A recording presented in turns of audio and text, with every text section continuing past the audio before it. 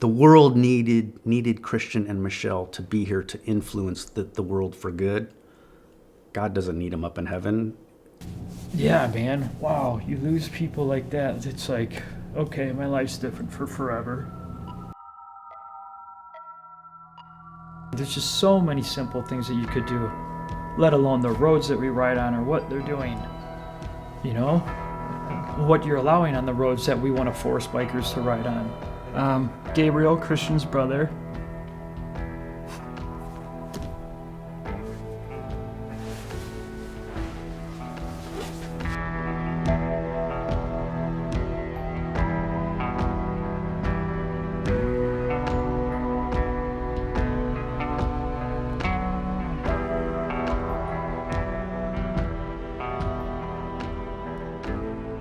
Oh my gosh, that is so funny. It's just like that.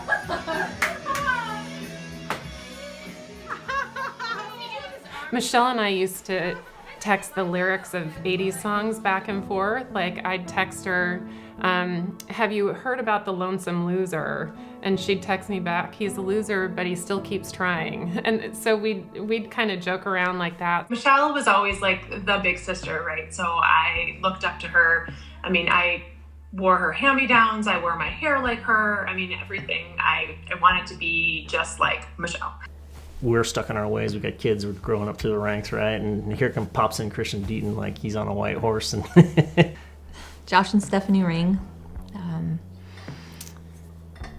dear friends and life partners of Christian and Michelle. From a very, very early on, I might have given him a small little bit of abuse, just testing his mettle.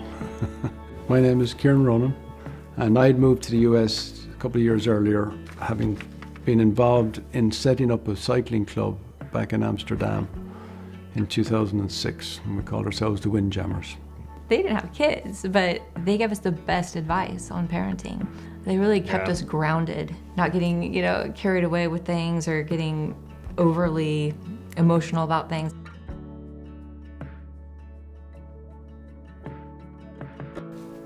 He had his eye on her, and then when the opportunity was ripe, he took it. And that's how that started. But yeah, that was Okachi Lake in Wisconsin. They balanced each other out so well.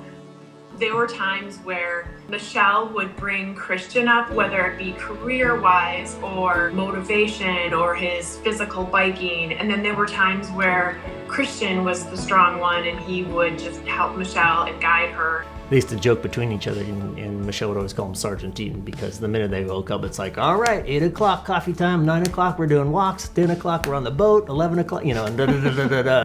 He just strived for excellence in everything that he did. Sometimes that meant giving up something to help somebody else. He had been doing this over the last year, which is really kind of bizarre, but he had been purging all his extra stuff. And the last time I saw him, he came over and it was 2 bags of his bicycle kits. And he said, Gabe, here's, because I would just disperse it to people, and he said, here you go. And he looked at me and he said, I got no loose ends. It's like, it's it, this is it. I got no loose ends. And this is my brother, and you look, and if you know my brother, you knew the face, he'd go. A lot of times this discussion went to those places, those important discussions. It wasn't just, hey, what'd you do today? It was, what are you gonna do tomorrow? Like, how can we get the most out of every day for ourselves and to help others? I feel like he's crafted, cultivated, and autographed a good, significant part of my life. In the first 5 minutes, I felt like I knew him. We just became friends. My name's Kelly Hibbler, and I've known Christian for, give or take, around probably 15 years. And we met through the bicycle. Cycling that was his life. Yeah, he embodied cycling in the purest form, loving it for just the beauty of bikes and the freedom that it provided to the athletic endeavors, to networking and community and riding with different groups.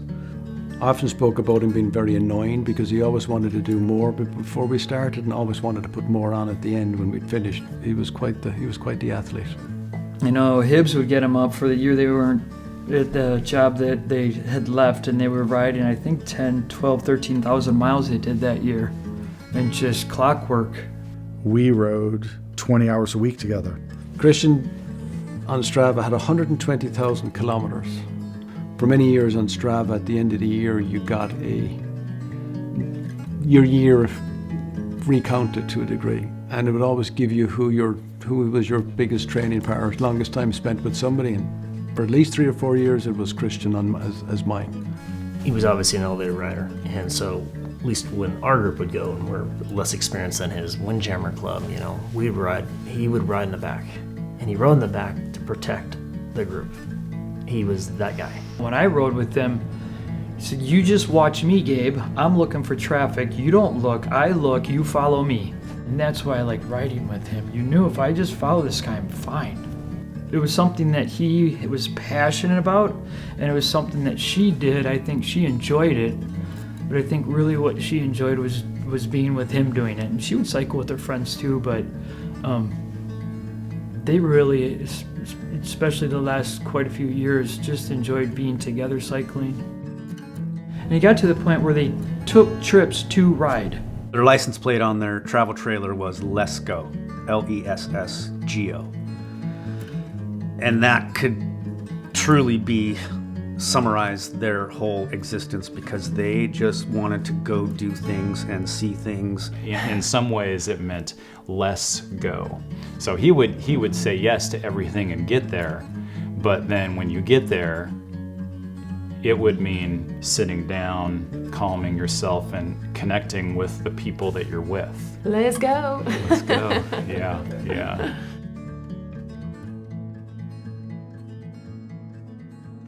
They had a love of just venturing out in their travel trailer and just bouncing around at different campgrounds on the way down. And so we're gonna go to here. We're gonna go to Napa, and eventually we'll meet you in Vegas.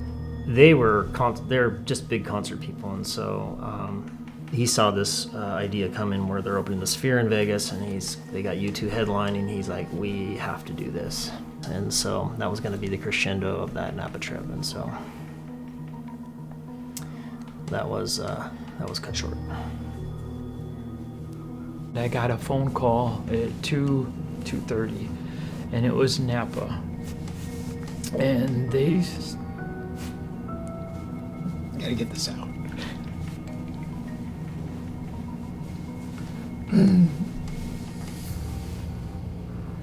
He said, "Your brother and his wife were in a fatal accident. They're both dead." And you're just like... Investigating the death of 2 cyclists who were hit by lumber that fell from a flatbed truck in Napa County. Officers say they were called to Silverado Trail in Oak Knoll, just north of downtown Napa, at around 11 this morning. The CHP says a load of lumber fell right off of that flatbed truck, hitting a 50-year-old man and a woman in her 40s, both of whom were on bicycles. The man was pronounced dead at the scene. The woman was transported to the hospital where she later died.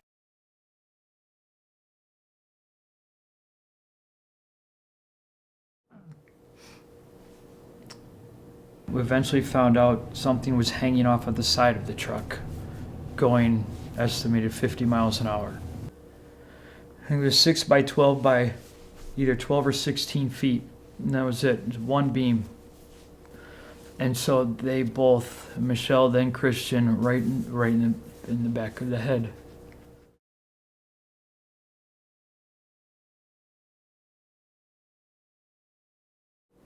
Yeah, so it's something that could have been avoided. You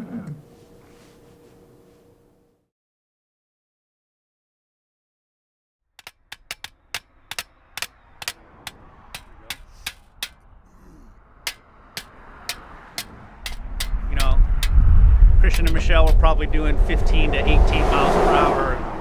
As you can see, these people are going like 50, 55 here, so the beam just took them both out. So this is where they ended up just landing in the grass here. and were pretty much taken out instantly.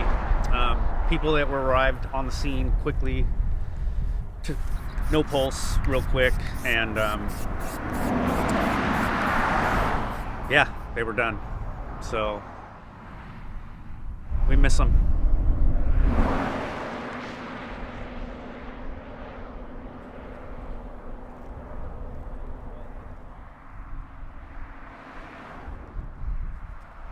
You can only be so aware because they're everywhere, and it's just there's no. It needs to be thought through. I don't know. You know, I'm not in the industry that would do something like that. It was preventable, and that kind of debris that comes off of cars and trucks really is a problem and a safety issue. So one of the challenges that we see here is that the county roads haven't really been upgraded in ways that we want to see. Something like Silverado, I think, is really appropriate for a protected bike lane. Not every rural road is, but that one, I think there is the space and you could get that in there for most of the road. And that would really help. Even those plastic bollards, even those things that you can run over easily, cut crash risk in half. It's huge. It's rough, but when the cities or the counties don't provide a safe bike lane, we don't really have a choice.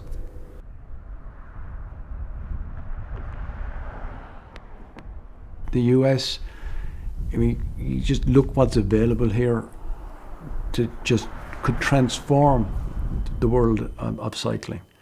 But you have that massive danger that you're dealing with continuously.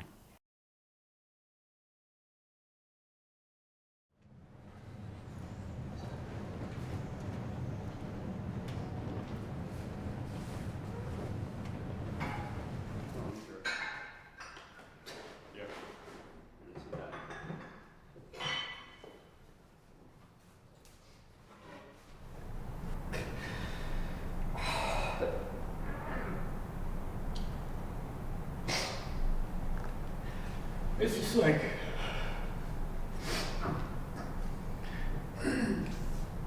always makes such a point of making me feel so comfortable, you know? And then we both get so comfortable together, and then this. It was a nice space for me to go.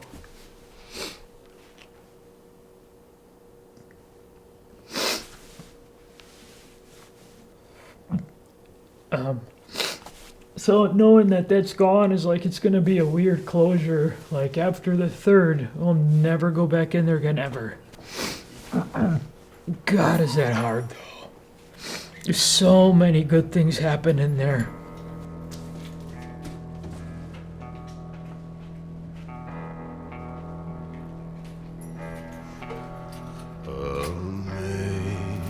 Amazing grace, how sweet the sound that saved a wretch like me. I once was lost, but now I was honoured and privileged to be asked to speak at Christian and Michelle's celebration of life. And I went on to say, what do you learn about someone when you suffer alongside them on the bike? Well, you have to be a great teammate and you got to help others. Dedicated, passionate, tenacious, caring, supportive. Take the wind and set a pace on the climb, but you have to be always responsible for your fellow riders at all times. I'm so lucky I got to have those two people. Some people don't even get to have that. You know? So that's where I gotta sit now. I miss them. I don't think I will ever stop grieving. Ever. And I'm okay with that. I think for me, it's weird to say, but I'm almost comforted when I cry again, because it brings them closer in a way. I will never know anybody like that again. It's the only silver lining that can come out of this loss, is to hopefully save someone else.